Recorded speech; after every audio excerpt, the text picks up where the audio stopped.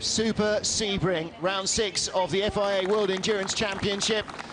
Remembering Charlie Whiting, the race director for Formula One, who passed away earlier this week, friend of many and mentor also to quite a lot of our officials in the paddock. Well, the usual pre-race ceremony that you expect from any US-based race event. And this is a double race weekend, not just World Endurance Championship, but the IMSA WeatherTech Series also racing here as well, with their group of prototypes and GT cars. Field rolled at 4 p.m. local, with the Toyota's 1-2, number 8 car that sat on pole position, grabbing the lead as positions changed through the LMP2 and GT field between the start line and the first corner. The Toyotas set off, making the most of clear air for as many as maybe 3 laps at a mighty canter. Everybody else left to work it out for themselves. Early on, Jackie Chan DC Racing leading in the LMP2 category.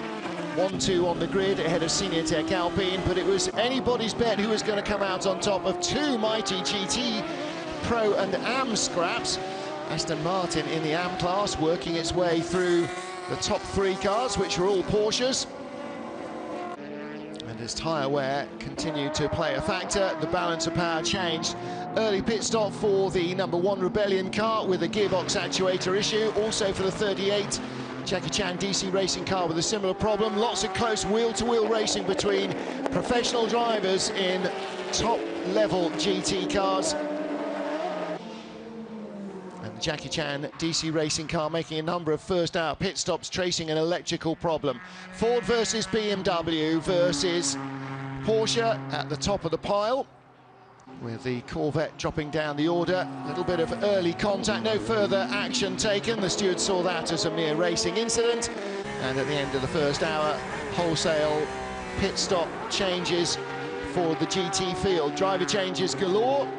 Everybody with a sufficiency of tyres here to be using single tyre runs in the heat of the day. Puncture for the number 11 SMP racing car, dropped it.